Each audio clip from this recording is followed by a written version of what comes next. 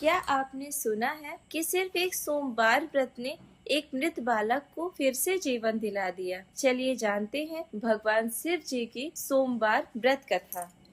एक समय की बात है, एक नगर में एक साहूकार रहता था। उसके पास धन दौलत की कोई कमी नहीं थी, लेकिन उसकी कोई संतान नहीं थी। वह और उसकी पत्नी हर सोमवार को श्रद्धा से भगवान शिव जी का व्रत रखते और उनकी पूजा करते थे। उनकी भक्ति से प्रसन्न होकर माता पार्वती जी ने भगवान शिव जी से साहूकार की मनोकामना पूरी करने का आग्रह किया। भगवान शिव जी ने कहा कि उनके भाग्य में संतान नहीं है, फिर भी पार्वती जी के आग्रह पर उन्होंने उसे एक पुत्र का वरदान दिया, जिसकी आयु केवल 12 वर्ष निर्धारित थी। समय आने पर साहूकार के घर एक सुंदर पुत्र का जन्म हुआ। जब वह बड़ा हुआ और 11 वर्ष का हुआ तो उसके माता पिता ने उसे शिक्षा के लिए मामा के साथ काशी भेज दिया। रास्ते में वे यज्ञ और दान पुण्य करते हुए जा रहे थे। एक नगर में राजा की पुत्री का विवाह हो रहा था। जिस राजकुमार से विवाह होना था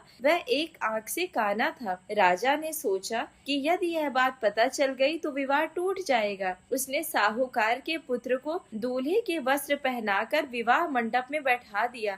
विवाह संपन्न हो गया। जाते समय साहूकार के पुत्र ने राजकुमारी की चुनरी पर लिख दिया कि तुम्हारा विवाह मेरे साथ हुआ है। मैं पढ़ने के लिए अभी काशी जा रहा हूँ। कुछ समय बाद जब वह 12 वर्ष का हुआ, उसकी आयु पूरी हो गई और उसका निधन हो गया। उसके मामा अत्यंत दुखी हुए। उसी समय भगवान शिव और माता पार्वती वहां से गुजरे। पार्वती जी ने उस बालक को देखकर शिव जी से उसे जीवित करने की प्रार्थना की। भगवान शिव जी ने उसकी भक्ति और उसके माता पिता के सोमवार व्रत के प्रभाव से उसे पुनः जीवन का वरदान दे दिया। शिक्षा पूरी करके वह युवक वापस लौटा। मार्ग में वही नगर पड़ा जहाँ राजकुमारी का विवाह हुआ था।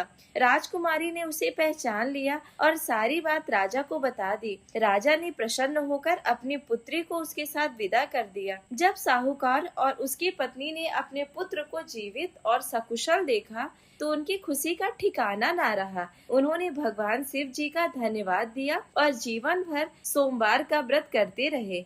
कथा का संदेश यह है कि जो व्यक्ति श्रद्धा, भक्ति और नियम पूर्वक सोमवार का व्रत रखकर भगवान शिव जी की पूजा करता है, उसकी सारी मनोकामनाएं पूर्ण होती हैं और भगवान शिव जी और माता पार्वती जी की विशेष कृपा प्राप्त होती है।